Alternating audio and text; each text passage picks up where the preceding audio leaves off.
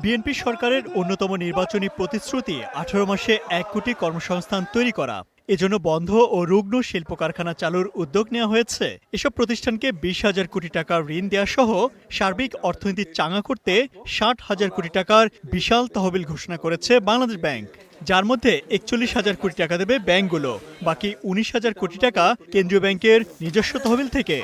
19,000 কোটি টাকা আসবে বাংলাদেশ ব্যাংক থেকে। এর মধ্যে অলরেডি আমাদের এখানে বেশ কিছু ফাইন্যান্স অলরেডি হয়ে গেছে, বাকিটা আমরা ডিটেইল আসব। আমরা আশা করছি এর মাধ্যমে 25 লাখের বেশি কর্মসংস্থান হবে, যদি এটি সম্পূর্ণ আমরা সঠিক জায়গায় পূর্ণাঙ্গভাবে ক্রেডিটটা কাজ করে।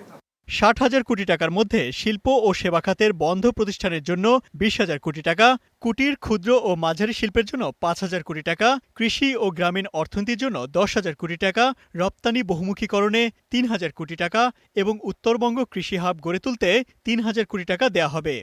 আমরা এই স্কিমটা বাস্তবায়ন হলে এক্সপেক্টেড আউটকাম যেটা আশা করছি সেটা হচ্ছে যে আমাদের ইন্ডাস্ট্রিয়াল রিভাইভাল হবে, আমাদের প্রায় 2.5 মিলিয়ন জব ক্রিয়েশন হবে, এক্সপোর্ট রিকভারি হবে, এগ্রিকালচারাল বুস্ট হবে, রেমিটেন্স গ্রোথ বাড়বে বলে আমরা আশা করছি, স্বাভাবিকভাবে জিডিপি গ্রোথও বাড়বে, গ্রিন ইনভেস্টমেন্টের পরিমাণটা বাড়বে, বিজনেস কনফিডেন্স আবার ফিরে আসবে। শনিবার কেন্দ্রীয় ব্যাংকে এক সংবাদ সম্মেলনে এই তহবিল ঘোষণা দেওয়ার সময় গভর্নর বলেন, বিগত সময়ে ব্যাংক খাতের 1/3 অর্থই চুরি করে নেওয়া হয়েছে, যার বড় অংশই পাচার হয়েছে।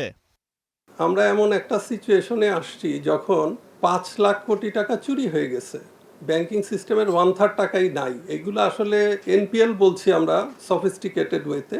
এর একটা বড় অংশ কিন্তু আসলে চুরি হয়ে যাওয়া টাকা, এর এগেনস্টে প্রপার কোনো অ্যাসেট নাই। গভর্নর জানান, পুনঃ অর্থায়ন তহবিল থেকে 7% সুদে ঋণ মিলবে। এর বাইরে যে সুদ হবে তার মধ্যে 6% ভর্তুকি হিসেবে দেবে বাংলাদেশ ব্যাংক। যেমন pre shipment credit refinancing. Imtiaz Ahmed, star news, Dhaka.